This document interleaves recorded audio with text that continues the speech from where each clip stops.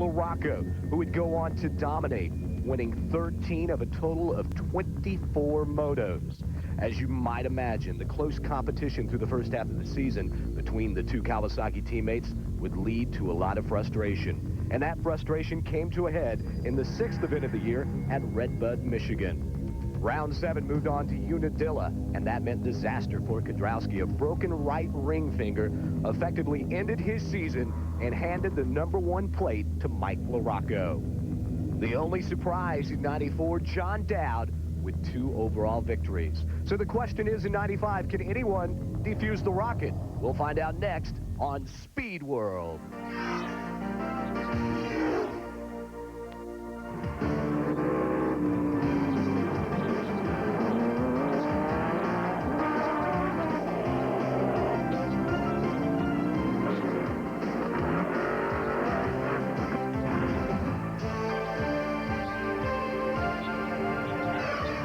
As we look down from high atop Gatorback Cycle Park, Gainesville, Florida, a record crowd on hand to watch the opening round of 95. Hello, everyone. I'm John Kernan, along with former Supercross and Motocross champion David Bailey. And David, last year, LaRocco and Kedrowski stunk up the show, at least for us. But this year, they're going to have competition. Well, they definitely will. This year, this class is stacked with talent. McGrath, who was able to challenge these guys last year for about 20 minutes, was getting tired. This year, he has a trainer, and he's fit to go the distance. Also, Larry Ward has been on fire this season, and Greg Albertine, 3 times a world champion. No stranger to going fast on natural terrain. Well, the guys who are moving up from the 125s, the 3 guys are no strangers to going fast either. Right. Well, 2 of those, Jeff Emig and Doug Henry, moving up to the 250s. These guys both have a 125 title under their belts. And as for Lusk, very fast, but the question is, can you keep it on 2 wheels? Well, Jeremy McGrath, of course, has a trainer this year, but it may not help him this weekend, although it might. He has the flu. How will that affect him? Well, it would affect anybody. It's going to be very humid, and I don't know about you, but when I have the flu, I can't do much of anything, so he's got his work cut out. Everyone had their work cut out for them this weekend as we prepared for the opening round. Let's take a look back and see how the mechanics and the riders got ready for the opener here in Gainesville.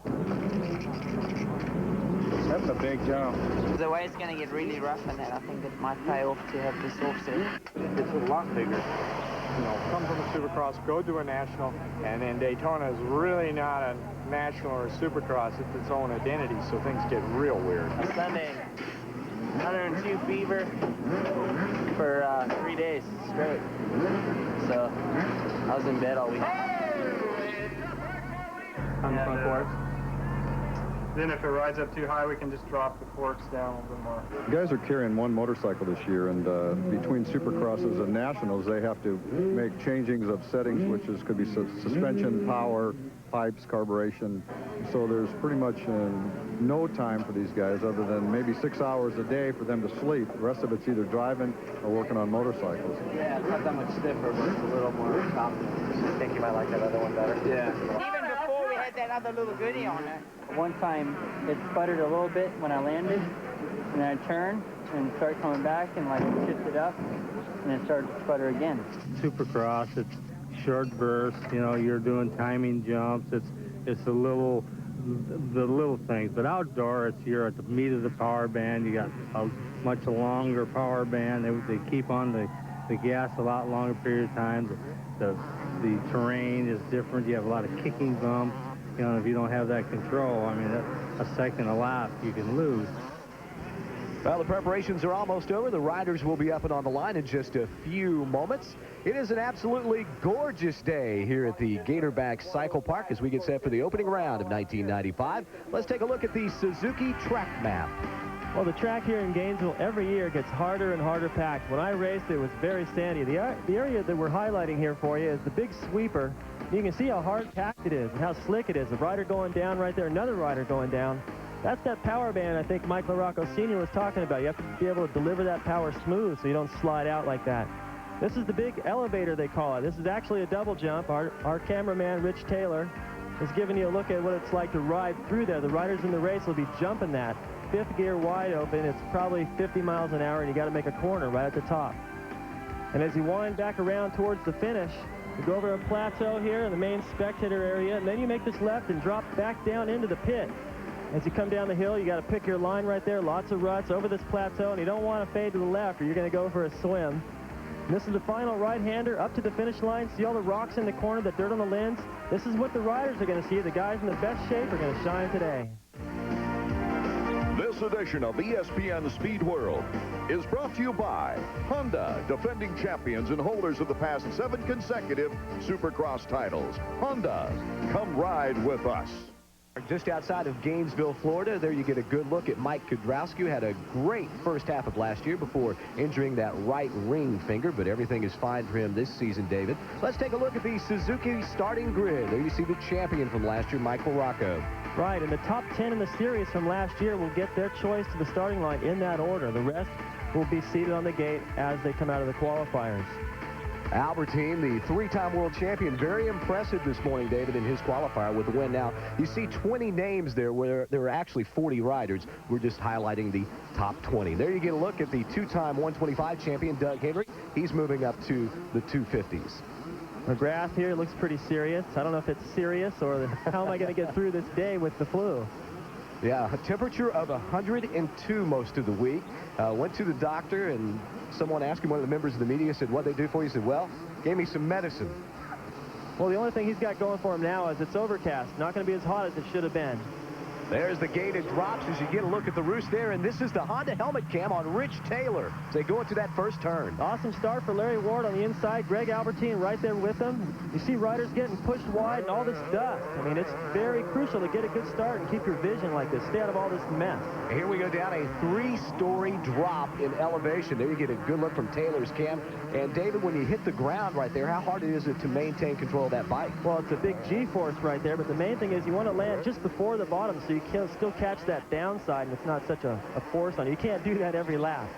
Well, Larry Ward, 24 years old, out of Florence, South Carolina, got the whole shot, but the world champion, Greg Albertine, is coming right up on him. Also in there is number 15, Kyle Lewis. A great start for him, but as we come around that sweeper, Larry Ward has the lead. Well, he's got clean sailing right now. He's got Albertine pressuring him, but you know, as I look back into the field, I don't see any of the real favorites. McGrath, Kudrowski, LaRocco, I don't see any of those guys. The only guy that looks like a threat is Doug Henry. He's about 4th or 5th right now. Right now, you've got Larry Ward out front. On the inside, though, comes Albertine. He gets the traction and squirts by into the lead. And in his qualifying heat this morning, David, once Albertine got the lead, he was long gone. We're going to get another look at this pass. Larry Ward just drifts over that berm. Albertine goes to the inside. Really, it was pretty simple. Larry Ward just left the door wide open, and now Albertine's got clean sailing, and he's going to be roosting these guys. They're going to have to pick different lines to keep them getting roosted, and look at that double jump. Oh, man, that's great. That's up the elevator, and then you said, what, about 50 miles an hour? You have to hit that jump. Then you've got to get hard on the brakes, downshifting in midair, make that right-hand turn. But this is the battle for second place, and look, here comes the number 1 plate of Mike LaRocco, and also number 24, Ezra Lusk, has moved into the 5th position, and back about 8th or 9th, it looked like Kudrowski. So Kudrowski did not get off to a very good start. And neither did Jeremy McGrath. You saw him buried back there behind those guys. And John Dowd, who was 2nd here last year overall, looks to be a favorite for the outdoors. Both these guys are going to have to carve their way through the path. Well, they come back through, and there you see Albertine. Look at that. The ones. You've got 111. Albertine is 1st. 2nd, 11, Larry Ward. Number 1, Mike LaRocco getting a challenge from Kyle Lewis. Now, they swapped positions before they came around to the finish because Kyle Lewis was running 3rd, LaRocco 4th, but now LaRocco has taken over that 3rd spot. It's still early in the race, and LaRocco has the speed to go to the front. But I think it's important for him just to try to move up there as soon as he can and keep in contact with those 2 leaders and make sure they don't get away. Ezra Lusk, who's currently running 5th right now, crashed in his qualifier, had to come from behind. And anytime you've got 2 motos, that's hard enough physically. When you got to come out of a qualifier when you're riding that hard, I would look for him to tire toward the end of the race.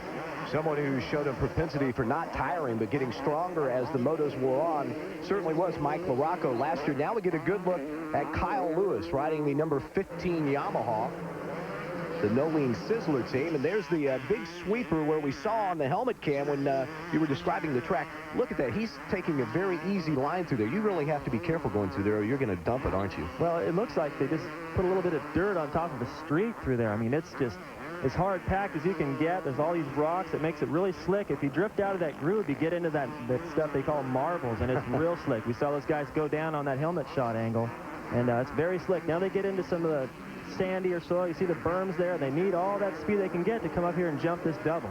Now, this is a battle for second place as they'll come up and look at LaRocco. He doubles it, takes over that second spot as number 11, Larry Ward, just kind of took it easy through there. I think LaRocco, what he's seeing, David, he's seeing Albertine has put a lot of distance on that battle for second place. LaRocco knew that he had to get around. Here's another look.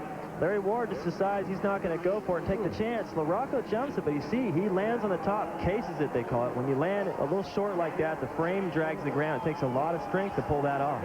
Well, we are in the early stages, Moto number 1 here at Gatorback Cycle Park. We'll be back after this. Mentioned Emmett yet, and he's one of the contenders. McGrath definitely buried in the field, but he's shown speed. He has the ability to come to the front. The question today is that blue affecting him? Well, there you see Doug Henry and Ezra Lusk, also Kyle Lewis ahead of them. This is the battle for the 5th position, and these two guys had a lot of battles last year in the 125 division. Right, and I love watching Henry ride. You see how he looks so aggressive? He leans forward, he's going to the front, he's got his sights set on Lewis now. He got around Lusk. And I think he realized that if he doesn't go to the front soon, he's got Kudrowski coming up from behind. He's going to put pressure on him. So he wants to try to get away, put a couple of riders between those guys. Kudrowski's very fast outdoors, and Henry knows it. Kudrowski, like LaRocco last year, got off to some bad starts at times. Then he would work his way steadily toward the front, and we expect to see that again as you see now Kudrowski. Oh, look at that move. Isn't there a big drop-off over on the right side there that you saw Doug Henry go through, David? Well, he's just, all the riders, as they come out of that corner, they drift back over to the left side of the track. It's kind of off camera. We're going to slow it down for you. Watch what Henry does. He comes out of the corner, and rather than going where everyone else is, he rides on this wall. On the other side of that, it drops off about 40 feet.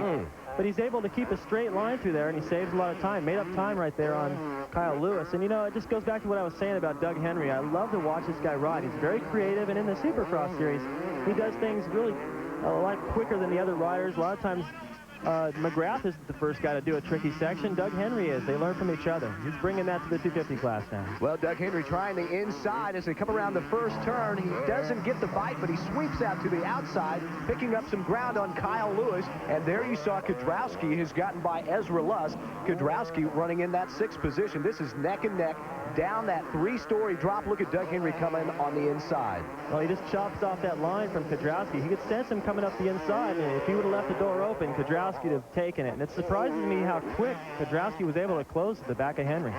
Once again, Kyle Lewis and Doug Henry battling up front. Maybe they had to slow down a little bit to keep from maybe taking each other out, and that allowed Kudrowski to catch him. Or maybe it's just because Mike is extremely fast. Well, I think it's a little bit of both, John. And you see Doug Henry again using every inch of the racetrack to try to get around Kyle Lewis, who possibly is holding him up. That's what let Kudrowski close in. Well, Kudrowski to the outside. Kyle Lewis is kind of in the middle. Doug Henry on the inside as they come around that sweeping turn. Kyle Lewis was still maintaining the advantage, but look at that battle as Kudrowski moving back and forth, searching for a line to get around Doug Henry. You know, Kyle Lewis is riding pretty good right here, but I think Henry and Kudrowski really feel the urgency to get around him and move to the front. Henry certainly looks good. Earlier, Art Ackman talked to him about moving up from 125s to 250s. Yeah, it was something I wanted to do. Moving to the 250s was kind of my decision, you know. I think Honda, you know, probably would have liked me to go out there and run the #1 plate in the 125 class, but I think they would like to see how I do in the 250 class. And I really, you know, I felt like I kind of won the 125, and I feel like it's time to step up for the 250 and try to go out there and win that. I think, you know, the competition is strong outdoors, but I've always been a strong outdoor rider, so I think I'll be able to, you know, move right in there in the top few guys and hopefully win this thing. Oh, I think he's a contender for sure. As you see him jump that long plateau right there. Geez, you messed that up and you're going for a swim. We talked about that earlier. You know, I'm glad to see him in the 250 class. He's done all that he can do in the 125, 2 titles in a row. I think he belongs on a 250. It's just going to be easier for him to ride that bike all year long instead of having to switch back and forth all the time. Well, on the backside, while we were hearing from Doug, he got around Kyle Lewis and moved into the 4th position. And now you see Kudrowski making a bid for the 5th spot as we get ready to head down that big drop as they'll come around this left-hander, drop at least 3 stories. Then you have to go another right-hander up top. And oh, look at Kudrowski. Kudrowski trying to make the move to go into 5th place and just basically got in there just a little too hard. The rear wheel washed out, and he goes down. Now he's trying to refire the bike. Well, you know, when you fall like that, all that humidity and heat catches up with you, it's so hard to get going again. And he dropped the bike pretty hard. we're going to get another look at it right here. He just tries to go up the inside and possibly being a little polite and not wanting to get out there and do any kind of harm to Kyle Lewis. He goes down the process. A lot of times you bend the bars, you bend the levers, tear the grips, and it really wrecks your concentration for the rest of the race. Right now, Doug Henry has his sights set on third place, being held currently by Larry Ward. As we take a look at the Suzuki Field Summary, we'll be back with more from Gainesville right after this. John Kernan, welcome you back to Gatorback Cycle Park just outside of Gainesville, Florida. And the man you're watching right now, number 111, Greg Albertine, is your leader. You haven't seen much of him earlier because he got off to such a big lead. But the defending national champion, Mike LaRocco, is beginning to close the gap, David. He sure is. He's got him within sights. And, you know, this is what LaRocco does so well. He's able to get off to a decent start. And he just sets his sights on the leader, starts chipping away, makes these guys nervous. This looks like last year when he was chasing down Brian Swink, but he wasn't able to make that pass. See if he can do it today. Well, there you see a signboard held by his father, Mike Sr. Let's check in with Art. Mike Sr., you look very confident in your sign to Mike Jr. out there. He's picking up valuable seconds every lap. Yeah, and we're just now pushing halfway. I feel confident. He feels confident. We're not putting our foot in our mouth. We're just going for it. A little non-committal there, don't you think, David? Yeah, well, you know, last year he was chasing down Brian Swink, and we asked him what he thought. He thought his son was going to be able to make that pass, and he couldn't. And really, Albertine's kind of a mystery in the outdoors. No one really knows how fast he can go or how long he can go this pace. Well, the world champion, of course, they don't race the 30-minute motos, right? They do 3 20 minutes. Well, he's got the endurance. There's no doubt about that. I'm not sure if he's used to this humidity, though. It's definitely hot out there, and he looks pretty good right now. But LaRocco, as he closes ground, that's going to make Albertine nervous, and a lot of guys have their arms pump up when they get nervous. They start riding defensive, and then it's all over. Well, now we look back at third place. You see Larry Ward. Look at that, David. He's kind of shaking his right hand. I wonder if there's a problem with his wrist, but right now, if that's not the case, he's got a problem with Doug Henry, who wants that spot. Well, he gets it, too, right up the inside. Doesn't waste any time for that, and that was a weird move by Ward. He doesn't seem to be riding as aggressive as he was earlier. Here's another look at it. It looks like maybe his arm's pumping up, and he's just trying to shake it out. You're just cruising through that long sweeper there. Doug Henry just takes advantage, goes right to the inside. I don't know if Larry Ward realizes he's that close already. Well, Doug Henry has moved into third place. We heard from him a little bit earlier. Been very impressive in his 250 debut. Let's check into Doug's pit now with Art Ekman, who's standing by with Pete Steinbrecher. Pete, Doug has won one of the biggest victories within the race in that battle for third place. Does he have the time now to catch up to the leaders? I don't think he's got the time to catch up to the leaders. Those guys, they got such a lead on him that it's very difficult for a rider to catch up unless maybe he can see him a little bit. And as you can see, that they got some time on him. Well, he's starting to look comfortable now in the 250 in this portion of the race. Yeah, he likes his 250, and I think for the rest of this race, we're going to have to keep him ahead in third place and try to go after those guys in the second moto. Well, you know, all you can really do, once you're in third and you're all alone like that, it's a lonely place, but you just try to focus on riding as fast as you can in case one of those riders in front of him has a problem, then he can capitalize on it. And to think about how the track's going to start to develop as the second moto gets underway, and to sort of have that in mind between races and be able to get out to a quicker start in the second moto. Now we look at the battle for the fourth spot. There is Larry Ward. He continues to slow. Ezra Lusk moves around, and we saw the number 3 Honda in there. He comes right into your picture, sliding into your living room, and that is Jeremy McGrath, the defending Supercross champion, and just been dominant on the Supercross series this year so far. Well, that was a pretty strong move on the inside of Larry Ward. Larry Ward definitely has a problem. He's dropped back. Guys are passing him left and right, but McGrath is on the move. He came from way back. You saw how bad of a start he got. And with the flu and the humidity and coming through traffic like that, I'm pretty impressed. You know, he's not an outdoor rider, but he looks good today. Well, he must have been feeling better because last night I saw him playing some pool. But he did get to bed early, I think. There you see Doug Henry taking that outside line, and now we move back up front as there you see some of the lap traffic as Greg Albertine appears to have either slowed down or Mike LaRocco has sped up because LaRocco has caught him.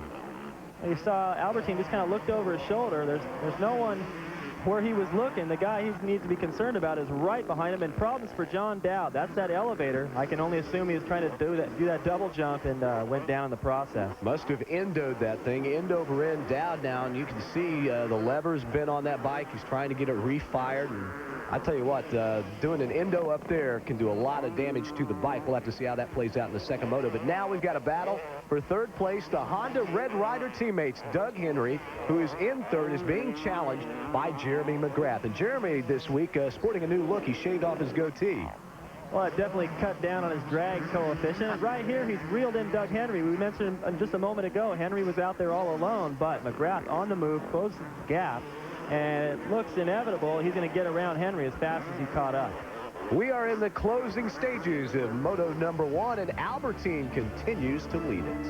Remember, if you're a Supercross fan, outdoors we run 2 30-minute motos plus 2 laps at the end. Things are winding down, a couple of laps to go. Greg Albertine, 3-time world champion, trying to hold off the defending series champion, Mike LaRocco. LaRocco trying everything. He's going inside, he's going outside. He's working on Albertine. That's going to be good. And here's another battle of the 2 Honda teammates. He got a nice inside pass by McGrath. He didn't have a whole lot of room there. He just sort of made a line. There you get a glimpse of Jeff Emig, who we haven't seen much of, and Mike Kudrowski. Remember, he crashed earlier. He's regrouped and stayed with this group, and I'm impressed with that. Well, it's a very impressive charge toward the front for Jeremy McGrath, the Supercross champion, David. The knock on him over the years has been he's not an outdoor rider, but it looks like he's got it together this year. Well, he has something to prove, and he needs to get it proven in this first race, and that's tough to do with the flu. And you know, the conditioning that he's in this year, I think, allows him to have this kind of performance being sick. Well, as we said, 102-degree temperature. Now his mechanic, Skip Norfolk, also has been ill this week. He's standing by with Art Ekman. After a week of both of you being sick, this is a phenomenal comeback for Jeremy McGrath in his race. Yeah, I'm really surprised. He seems to be gaining a little bit of strength here at the end of the moto. Jim Anderson and Showa got the bike working really nice. He's able to save a lot of energy because of that, and hopefully it's paying off right now. He looks pretty strong here. We got about 6 minutes left. Jeremy McGrath's really having to reach down deep to come up with this third place. You know, I mean, he's got to feel terrible. The flu, the humidity, coming from behind, and he looks tired. And I don't think he was seeing that same performance last year. And Mike Kudrowski's down again. This looks like the same section where Henry was using that fine line up on the edge. It's very technical, and he paid the price. Meanwhile, back up front, next to last lap, and Mike LaRocco, the defending 250 national champion, who's finally chased down and passed the 3-time world champion, Greg Albertine.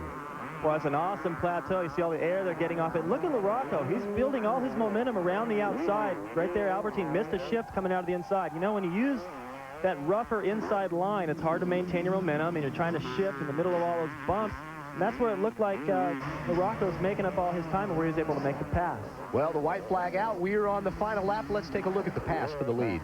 Well, this is another section on the racetrack where LaRocco's making up time. Albertine felt he needed to protect the inside. What happened was LaRocco went to the outside, carried more momentum, and was able to get more drive out of the corner. And now LaRocco just on a Sunday afternoon ride around the Gatorback Cycle Park through the pits, and the fans cheering wildly. He will come up top of the hill, and yes, there's the checkered flag. Mike LaRocco wins the first moto of 1995. Greg Albertine, the 3-time world champion, comes home in the second spot, and he's got to be very pleased with that. A lot of us didn't know what to expect from the world champion, but a fine showing in the first moto. As you take a look at the top 5, Jeff Emig in 4th. Doug Henry fades back to 5th. As we look at the rest of the top 10, let's check in with Art Ekman, who has caught up with the winner, Mike LaRocco.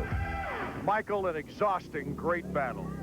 Yeah, actually, I felt pretty good. You know, it's the first national of the year, and nobody really knows what to expect, but I got out to a decent start, and, you know, I caught Greg and followed around most of the race. He was making some mistakes, and I just took my time with him, and it paid off. You like that downhill section for the pass?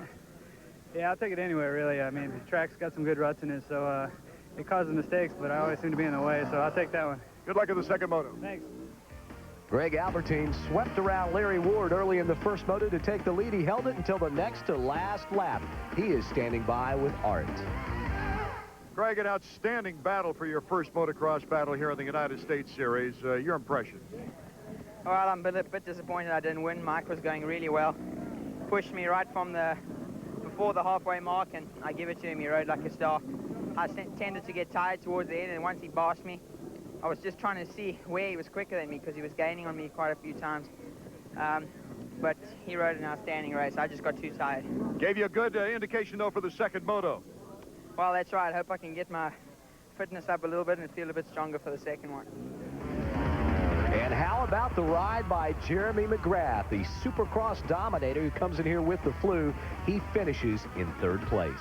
And perhaps the biggest accomplishment in this first moto was Jeremy McGrath fighting off the cold. And I know you don't want to spend too much time out here, Jeremy, but your impression, you came on so strong, so smooth the second half of that race.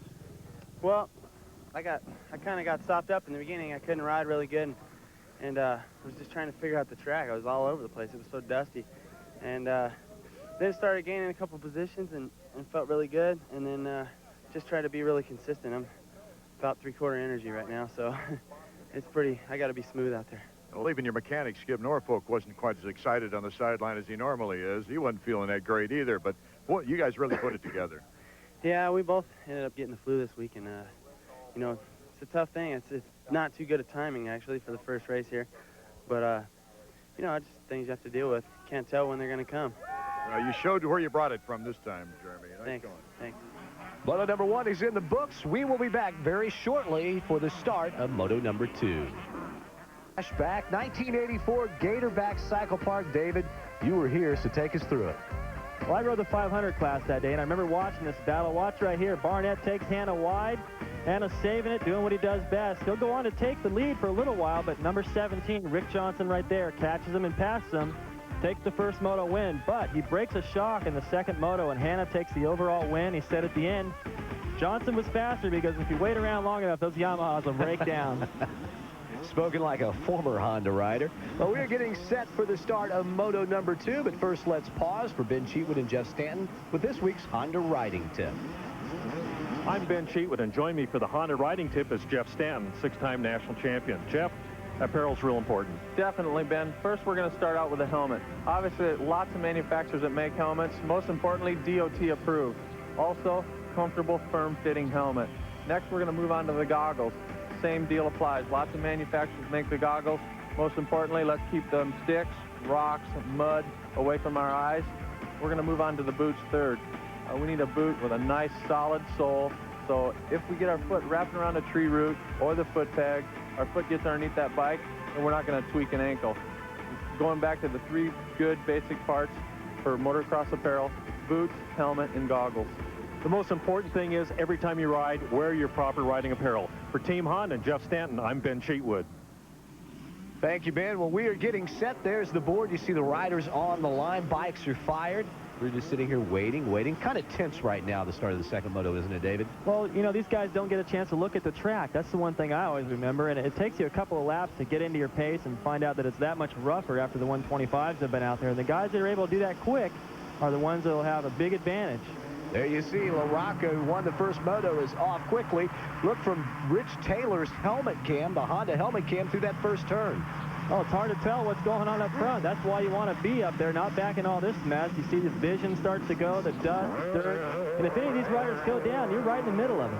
Oh, and look at that. Taylor almost gets into David Gaylord. Now the drop down into the pit. It looks like Todd DeHoop got the whole shot. Then you've got McGrath, Doug Henry. You've got Ron Titchener and Albertine, who jumped off to that big lead early on. Here in the second moto, did not get quite as good a start back in the 6th spot.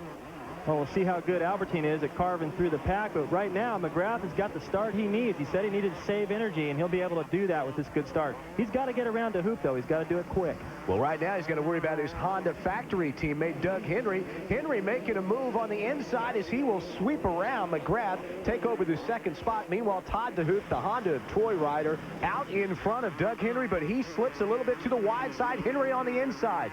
Doug going up the jump. He will power past DeHoop and take over the top spot. And David, you can see just how dusty it's getting out there. Right, it's pretty clear vision for these guys, but as you move further back in the pack, probably about to where the Kawasaki guys are, you can't see the ground and all those rocks. If your front wheel hits one of those, you're going down. It happened a couple of times to Kudrowski in the first moto. We see Doug Henry, and now Jeremy McGrath trying the inside. He cuts off Henry. They will come up the elevator, and McGrath maintains the lead as they sweep around to the right side. What a great move there by Jeremy. Awesome move, and you know, Jeremy's got the speed. I don't know if he's got the stamina because of the flu, but he's got the speed And if Henry can kind of hitch a ride, they might be able to get away from the field. You see LaRocco there and Kedrowski. Not that bad of a start, but they're buried behind a few riders, including DeHoop, who could act as a buffer for these two Honda teammates. Well, it looked like Jeremy just took a tearaway off there as he came around that turn. Get a little air there, but not too much. Once again, you've got two factory Hondas out front. Then you've got the Honda of Troy bike of Todd DeHoop. How big a difference, David, between those bikes? Well, it's a pretty big difference. You know, what you've got the luxury of, as you mentioned, you heard Skip Norfolk talking earlier about dialing in Jeremy's suspension to save energy. They have that luxury. They can make any change they want. The bikes are typically a little bit lighter, and the power band is a lot better, but most of all, I think the suspension, and that gives you the confidence to charge through these holes without letting your arms get pumped up just from riding so tense. There's the green flag out. Let's see as Albertine and Todd DeHoop side by side come over the start-finish line in a dead heat for third place. Albertine got off to a sixth-place start. Now he's trying on the inside. He's trying to move up into that third position. He's already made up a couple of spots, but it didn't work right there. Well, he knows he's got to get around DeHoop and not let those Honda guys get away, which is already starting to happen. And he's going to have company from the two Kawasaki riders that are coming up from behind. Very strong. And also Anthony Amaradio in number 33. He is starting to make his move as he has moved into the top 6. But now you see Albertine has gotten around into third place. And there's Amaradio on the 33 bike. And right behind him, do I see? Yes, it's Mike LaRocco and Mike Kedrowski.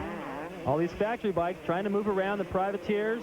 You've got Albertine on the charge. He's staying in contact with the two Honda guys and the Kawasaki riders. Pretty decent start for a change. They've got their sights also on the leaders. You heard Henry's mechanic earlier refer to it's hard for the guys to charge the lead if they can't see him. Everybody's right there. Oh! LaRocco's down. Mike LaRocco coming around that flat turn just lost it. It looked like he got in there just a little bit too hard and washed out. Let's take another look at it. Watch how close Kedrowski comes to LaRocco. Almost runs over his teammate LaRocco, doing a good job of getting going again. You know, this is the same section that we saw earlier in the show from the helmet cam, how slick it was. You saw those two riders go down. Plus, there was a lot of dust right there, so LaRocco couldn't really focus on where the traction was. Meanwhile, a battle for second place shaping up between Albertine and Doug Henry. You see Jeremy McGrath starting to pull away just a little bit, but neck and neck Albertine. Oh, he comes down pretty hard and loses just a little bit of ground to Henry. Henry will try to protect that inside line. Albertine going to the outside. Let's see if he can sweep off and make the pass. Oh, he does. He just barely gets past Doug Henry. That was a great move, David. And a much-needed move for him. He smoked McGrath in the first moto, and he probably feels like he can go up there and challenge him for the lead. Oh, big swap by McGrath. You can see between motos, that track gets rougher and rougher. These guys are hitting stuff, and until they start to find their lines, they can expect to get a little squirrely here and there. Well, Albertine running now in second place. He finished in second in the first moto. He's looking to maybe get around McGrath, win, and wrap up the first moto victory of 1995, his first since moving over here to the United States. We're in the early stages of moto number 2, and we'll be right back after this.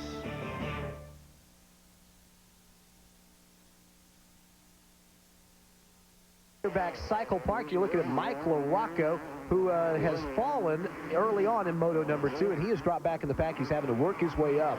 He won moto number 1. You see him jumping that long plateau, passing Amaradio, working that outside line, staying out of all those bumps. He's going to save energy that way, but the leaders are starting to get away.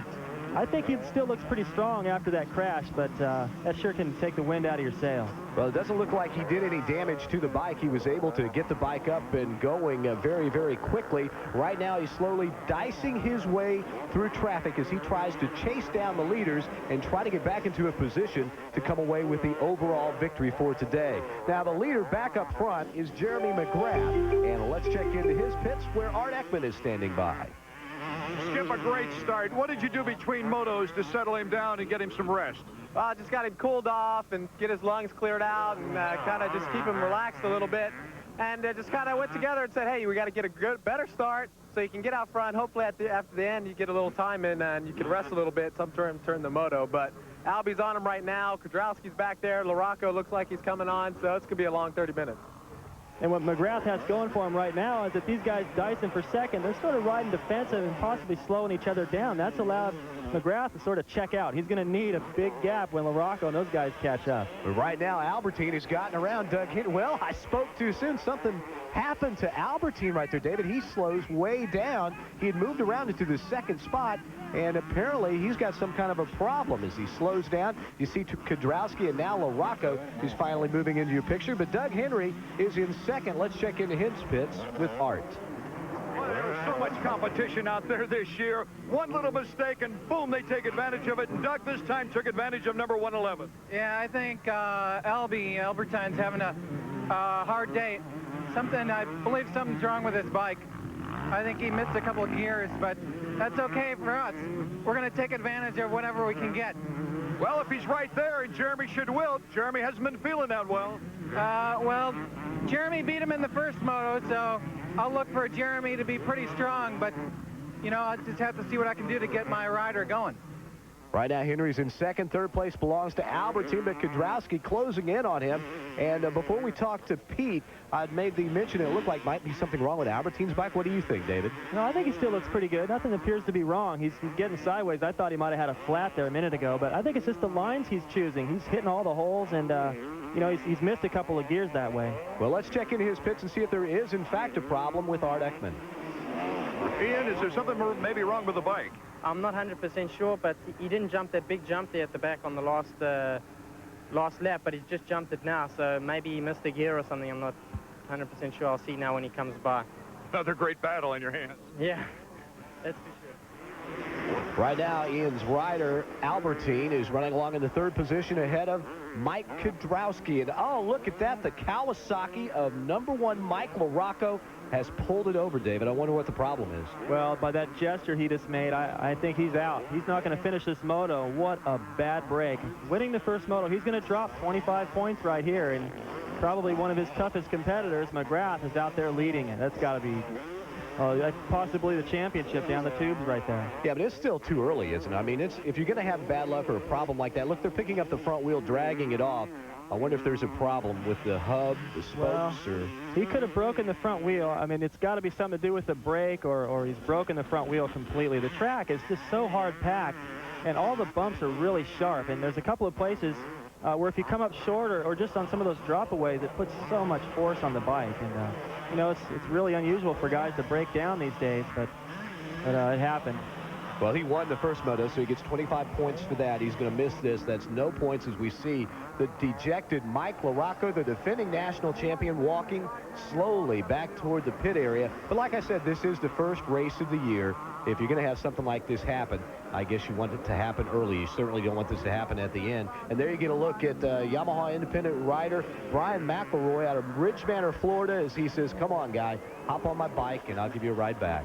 Brian's hoping some of that speed will rub off on his Yamaha.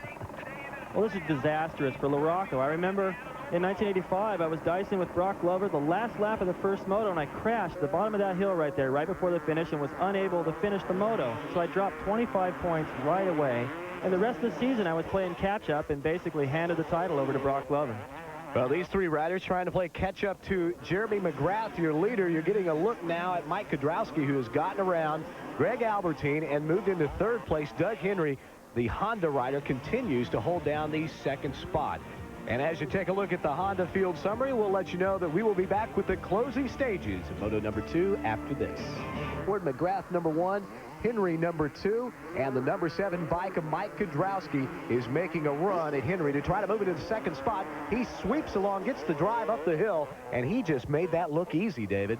Well, he sure did. You know, Mike's got the strength and the stamina, and he's proved himself outdoors. He's won the 250 title before, and he's just showing Henry what it's all about right there. I think his mechanic, Brian Lunas, where he had kind of jokingly put on the board his positions, he put you third. You, make the move now. You got to go after the leader. Well, right now, he is in second going after the leader. Now, we told you LaRocco has had a problem. He is retired for this moto. Let's check in with him. Well, it's going to be an interesting season. That's an understatement. What happened on the crash out there, Mike? Well, when I landed up that jump, my front hub had broke, and the wheel just got tied up in the forks and twisted, and I fell over. So, wasn't much I could do about that one. Well, you didn't have to wait for a taxi back. Nah, luckily, Brian McElroy gave me a ride up, saved me from walking up the big hill. Well, I've been there before. It's not a fun place to be, but he's being a pretty good sport about it. Yeah, there he is. He takes his goggles. Now he'll make his way back to the pit. Up front, meanwhile, Jeremy McGrath. Remember, he finished third in the first moto this afternoon. He is currently leading it, and David, he has pulled out to a really good... Oh, look at Greg Albertine. Albertine, who had been running along in the third spot, he is now pulled off the course. Looks like the rear wheel. I saw Roger looking at the back of the bike. He's broken the rear wheel. You see it's all wobbly, plus he's got a flat tire. Of course, when the spokes get loose, they just poke through the tube. Well, Steve Lamson had a problem in the 125 motos earlier today, so I wonder if we're beginning to see some problems crop up for some of these guys. Well, the track's obviously wear and tear on the motorcycle. You know, McGrath, it makes me think he's riding to save energy. And when you ride that way, you're less wear and tear on the motorcycle. You're trying to set it down soft everywhere. Well, Art Ekman is down in the pits, and he's got more on this development. Most all the teams, after Steve Lamson had his tire problems earlier in the 125, had tires in surplus waiting in case of an incident. Greg Albertine's team had to run and get the rear tire. His spokes have been shot, and the tire was actually flat. So a bad break for Greg Albertine here in the second moto.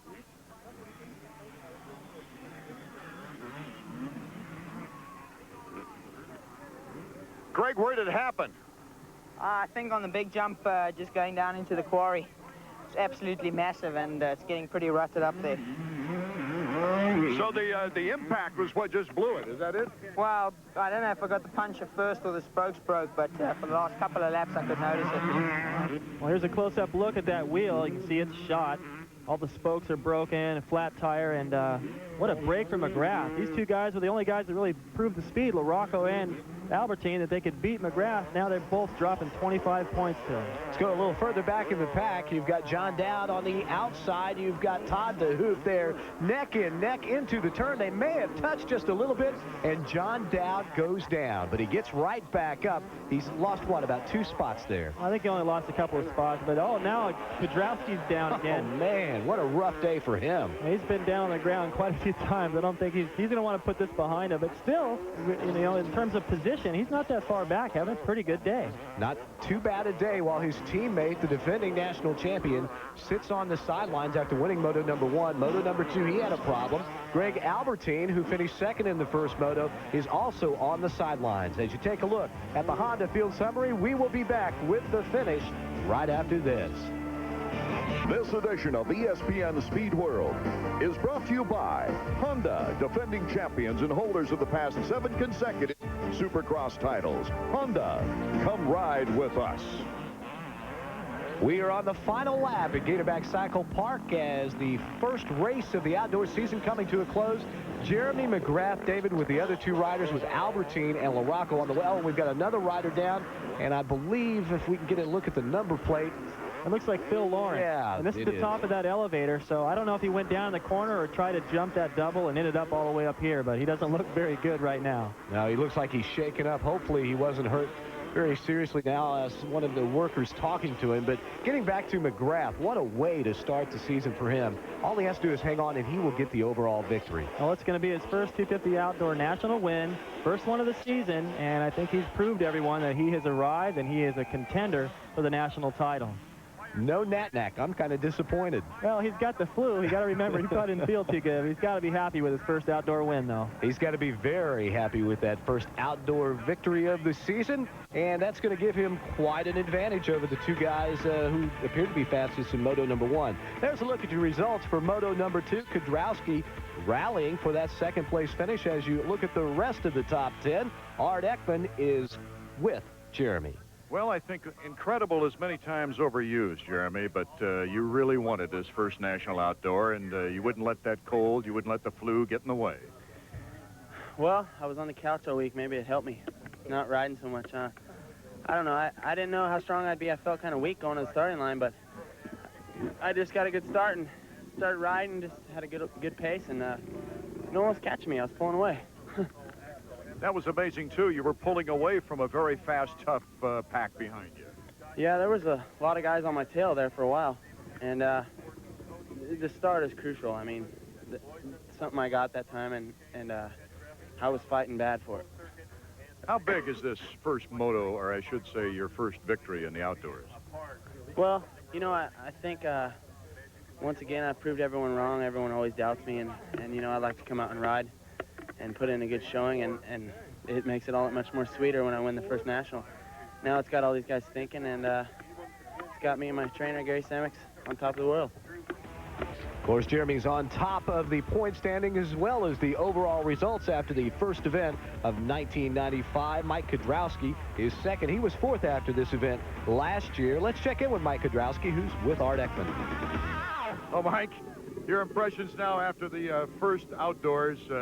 It was a tremendous battle, a very tough track. Yeah, the track was real hard and choppy and dusty and stuff in the first moto. I don't think I had my bike set up too good. It was really loose, and I was bouncing all over the track. And, you know, that's the reason I fell 2 times and stuff. So second moto, we just softened it up. You know, I didn't need it so stiff, and did that, and the bike handled really good the second moto. My mechanic, Brian, did a great job, and Rick and Brett on suspension, they did a great job. And Kawasaki really supported us this weekend, and, you know, too bad we didn't get the overall this weekend, but we'll get it, you know, we'll get the championship. Well, it's like in basketball, halftime adjustment. Yeah, exactly. That's what we did. We made some adjustments, and they worked good. You know, they were the right way. Now we know what to do at, you know, following tracks through the season. And everything's going good, and it's a long year. It's only the first race. I think, you know, I kind of got a little awakening here, so I'm going to train a lot harder and get that championship again. As you take a look at the point standings, David, you predicted the first race. Well, I've been saying McGrath could win Gainesville and possibly the outdoor title, and everyone's been looking at me like I'm nuts. But all he lacked last year was the desire to do it and the fitness. He has both this year. All right, it should be a great season in 1995. We have enjoyed it. We'll see you next from Hangtown. For Art Ekman, David Bailey, I'm John Kernan. So long, everybody.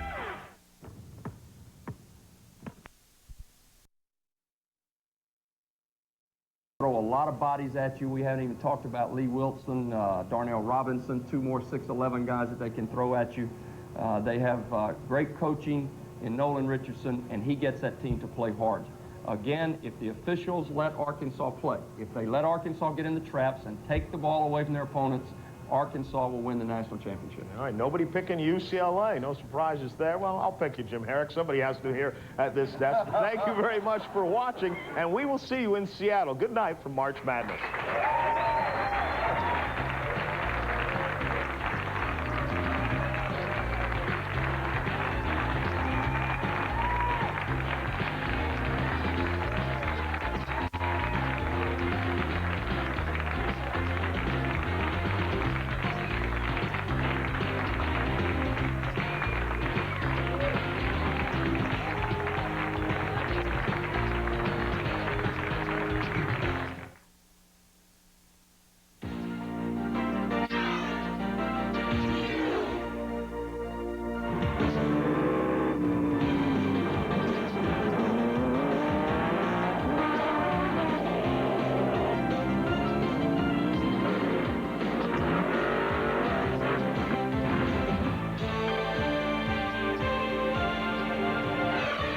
Welcome to the U.S. Supercross Series, brought to you in association with the AMA.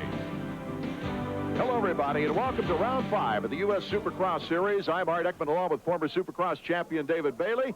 And tonight is an absolute beautiful evening here in San Diego for racing. And most of the fans, I think, David, are anticipating Jeremy McGrath's attempt at the most consecutive wins to begin a season. That record is held by his idol, Rick Johnson. Right. Well, you know, I think Jeremy, I mean, it's on his mind. We're here in San Diego, Rick's hometown.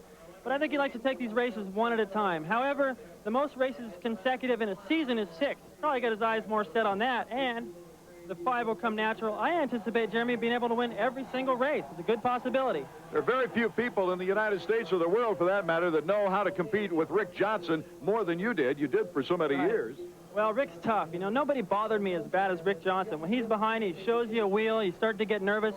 He and Jeremy both intimidate you, but Jeremy does it different. He does it with finesse and technique. Rick just did it with throttle, and you could hear him back there. It made you nervous. Finesse, of course, could be an important factor tonight. This track looks different than any one this season. Right. Well, it's harder packed than anything we've seen so far. Because it's an open stadium, as the night gets older, moisture comes up and it makes that groove slick, and it makes it very difficult to find traction, and that's what Jeremy's so good at. Jan Beekes is down trackside right now with Jeremy McGrath. Jan? Art, the record that Jeremy McGrath is going after this evening belongs to Ricky Johnson. And Jeremy, Ricky Johnson was a rider that was your hero when you started racing. Did you ever think you'd have a chance to equal his record? Well, actually, when I was growing up, I looked at Ricky, and I mean, you're right, he was my hero. I never thought that I'd be on the level. I was just happy to start winning races, and all of a sudden I'm coming on all these records. And I mean, if I win tonight, it's going to be great to be equal with Rick Johnson. I mean, he was my childhood hero, and to beat it would be even better. Now, everyone is talking about records. You have a chance to beat Bob Hanna and Ricky Johnson for overall records later in the season. Is that something you think about? Well, I try not to think about that too much, because if you start thinking about that ahead of time, that's when you get all carried away in your mind, and then probably, most likely, it won't happen. So, I mean, I just try and take each race one by one, and I'll try and conquer that when it comes. Well, we know that Ricky Johnson is here in the stands tonight, and we heard that he is going to be cheering for Jeremy McGrath. Art? Okay, Jan, the fans are filtering into Jack Murphy Stadium here in San Diego. David, let's take a look at the Suzuki track map. Well, this week what we have is something that looks kind of like Anaheim did. You got a lot of corners and a lot of whoop sections. What's different this week, though, compared to Anaheim and any other events, is that it is very hard packed and very slick. It's going to force these riders to get real creative to make a pass. You got a nice wide first turn for everyone to filter through. Shouldn't be any problems there. Look at 387 with the Charger helmet on. Mike Metzger, he's from the area. The black number plates indicate it's time for the 125cc main event. This edition of ESPN Speed World is brought to you by Suzuki. Right now, your Suzuki dealer has the ride you've been waiting for and the financing to get it. And by Honda, defending champions and holders of the past 7 consecutive Supercross titles. Honda, come ride with us.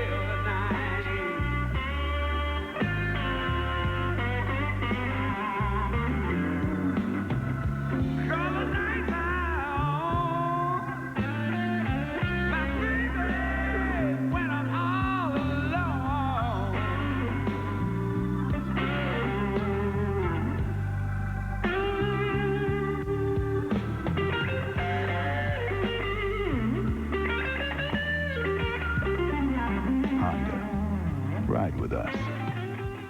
How do you visualize your future? This or this?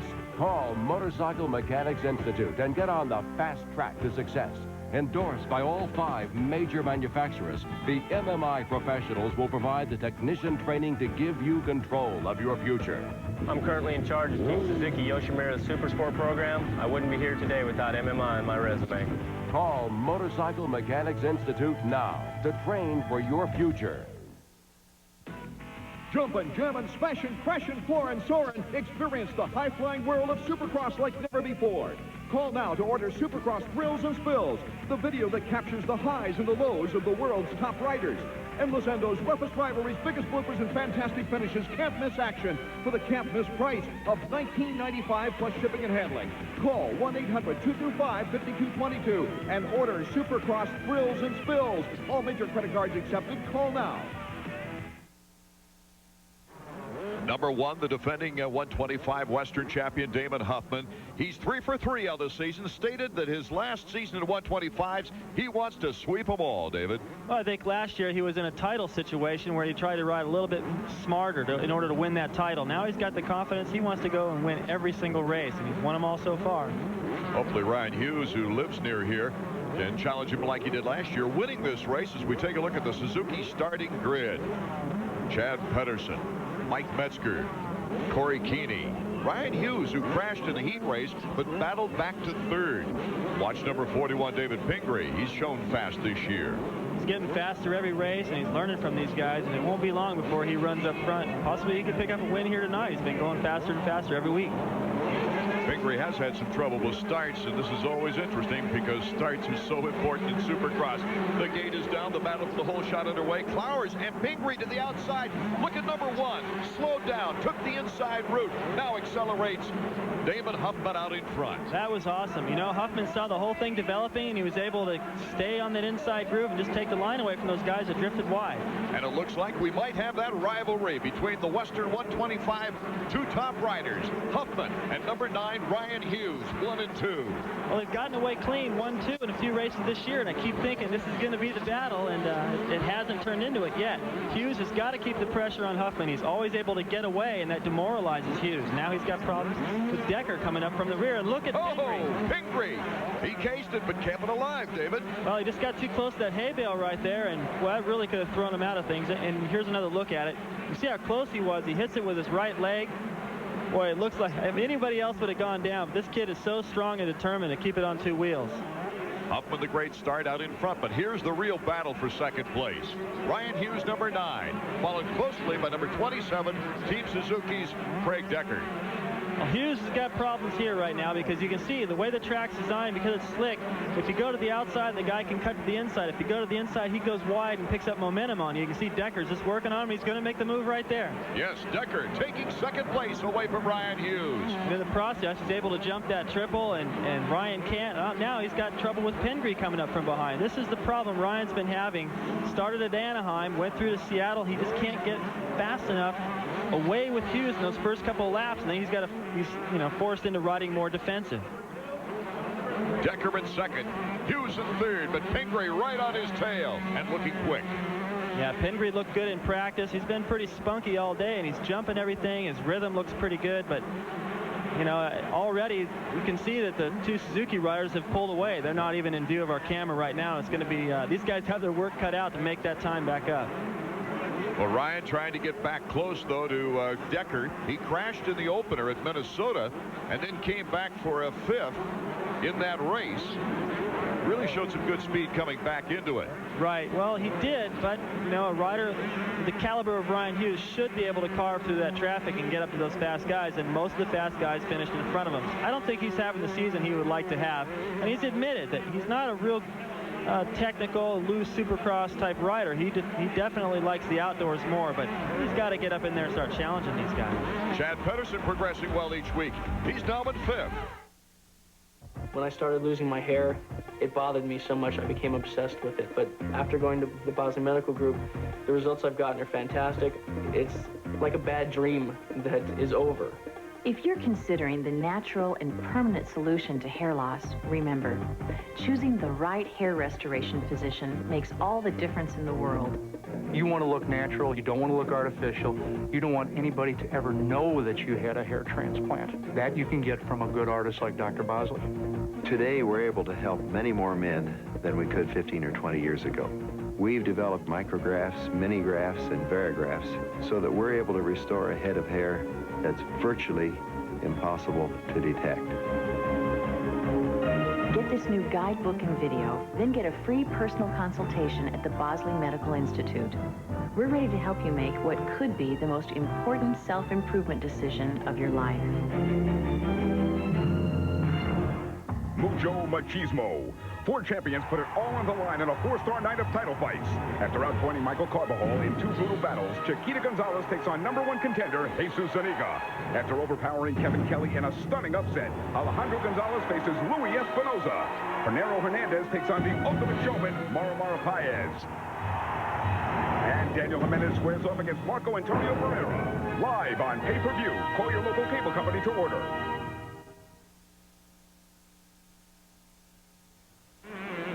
Way out in front, Damon Huffman after that great start in our 125 main. Art Ekman along with David Bailey and Jan Bikas.